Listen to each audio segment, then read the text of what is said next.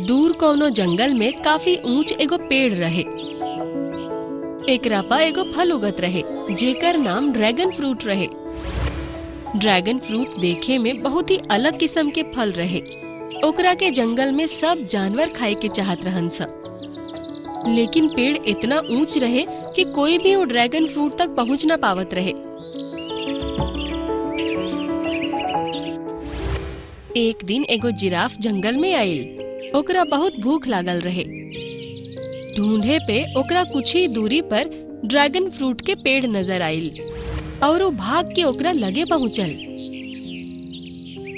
अरे वाह, ऐसन फल तो हम कबो देखला ही ना रही। देखा तनी खाए में कैसन बा। ऐसन कह के वो ड्रैगन फ्रूट के लटकल रहत ही ओकरा में 2 गो मुंह मार देलस। अरे वाह, ई तो गजब टेस्टी बा।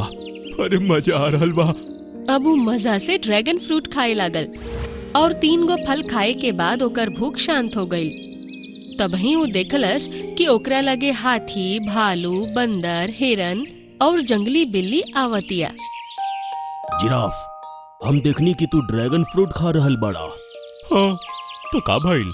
एकरा खाइल गुनाह बा का? ना, असल में जंगल के सब जानवर इहे फल के खाए चाहताड़े, लेकिन एकरा तक केहू पहुंचिए न पावेला। तहार हाइट बढ़िया बा और ई गर्दन भी लंबा बा, यही से तू जंगल में कदम रखते ही एकर मजा ले लिहला। ये तो अपन अपन किस्मत बा। हमनी के एगो रिक्वेस्ट बा, तू हमनी के भी एक गो ड्रैगन फ्रूट तोड़ के दा। हमनियों के तनी एकर टेस्ट चखी जा। अगर आज हम ई तोड़ के तारा लोग के दे देहनी तो और भी जानवर कल से यही तरह लाइन में खड़ा हुई हैं। कौना कौना के तोड़ के दे हम। और वैसे भी ये बहुत टेस्टी बा। हम चाहता नहीं रोजाना हम ही एकरा खाई, यही से तू लोग एकरा खाए के खाब भुला जा। ऐसन कह के जिराफ वहाँ से चल गइल और बाकी जानवर भी मुंह लटका के वहाँ से चल गइलन स। अब जिराफ रोजाना ड्रैगन फ्रूट खा के आपन भूख शांत करे लागल और केहू से कोनो बात ना करत रहे। वो अपन जिंदगी बहुत ही मस्त तरीका से जियत रहे। यही तरह पूरा 1 साल निकल गइल। जिराफ के महसूस होखत रहे कि अब ओकरा टांग में कमजोरी आवता और वो काफी सुस्त भी होखल जात रहे। ऐसा ही एगो रात जंगल में केहू के चीखे चिल्लाए की आवाज आवे लागल। बहुत दर्द हो रहल बा।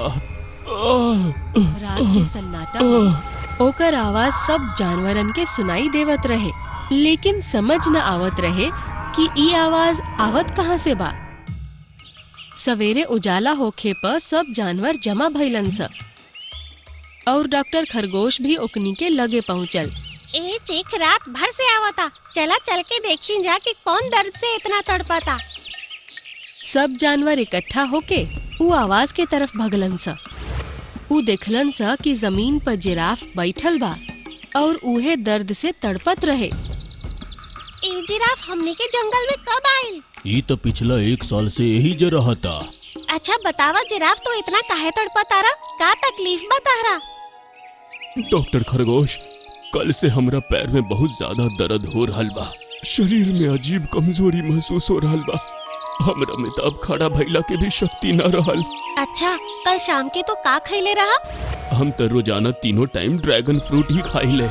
3 टाइम ड्रैगन फ्रूट? अरे बाप रे, ई तो ठीक ना कइला हा। ड्रैगन फ्रूट के बारे में हम पढ़ले बानी, ई खाए में बहुत टेस्टी होखेला, लेकिन फिर भी एकरा के अगर लगातार खाइल जाए तो 10 दिन से ज्यादा ना खाए के चाहिए, वरना शुगर लेवल बहुत बढ़ जाला। और तू तो एकरा के 1 साल से खाता रह, यही खातिर तहार ई हाल भइल बा। हमसे बहुत बड़ी गलती हो गई। लागता हम कुछ ही घंटा में मर जाइब। एकर इलाज बा काली पहाड़ी पर उगे वाला ग्रीन फ्लावर। ऊ फूल खाए में बहुत कड़वा होखेला, लेकिन ओकरा के खाए के बाद तू 1 ही घंटा में बिल्कुल ठीक हो जाइबा।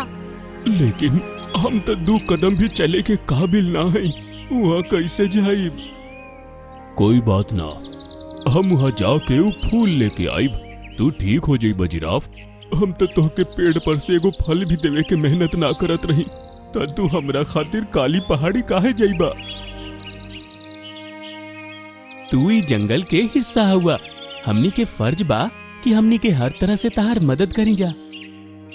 ई कह के उ सब जानवर वहाँ से चल गईलन स। अब जिराफ के तकलीफ बढ़ल जात रहे। अब ओकरा अपन कैला पे पछतावा होखत रहे। तभी ओकरा लगे एगो पुराना दुश्मन जौन की एगो हिप्पो रहे उ आइल। अरे जिराफ, तू यहाँ पड़ल बाड़े। हम जानते रही कि तू जंगल छोड़ दिले बाड़े, यही से तारा के खोजते हम एजा तक आ गइल बानी। हिप्पो, हमके परेशान मत करिया, हमार तबीयत बहुत खराब बा। फिर तो औरी मजा आई। जिराफ कुछो कहित ओकरा से पहले ही हिप्पो ओकरा के एगो टक्कर मार देलस। तू ही ठीक नहीं खा करत हिप्पो। हम पहले ही से बहुत दर्द में हई, अब हमके मत तड़पावा। यही में तो असली मजा बा यार। ऐसन कह के वो लगातार ओकरा पे हमला करत जात रहे। तभी सब जानवर वहाँ वापस आ गईलन स। डॉक्टर खरगोश के हाथ में ग्रीन फ्लावर रहे और सब हिप्पो के देख के हैरान रहन स। ए हिप्पो, तू काहे हमरा दोस्त के परेशान कर रहल बाड़ा? का कहला? दोस्त के? एकरा जैसन घमंडी के भी दोस्त होखेला का? हाँ, हमनी के कर दोस्त हैं।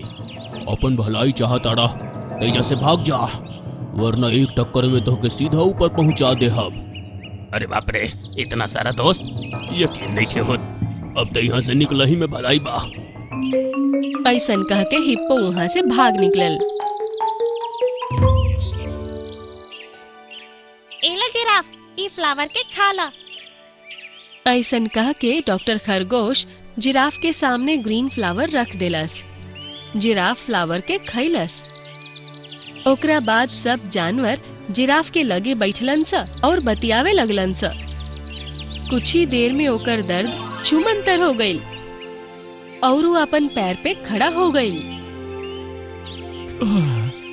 हमारे प्यारे दोस्त लोग, तू लोगन के वजह से ही हमार जान बच पाइल बा।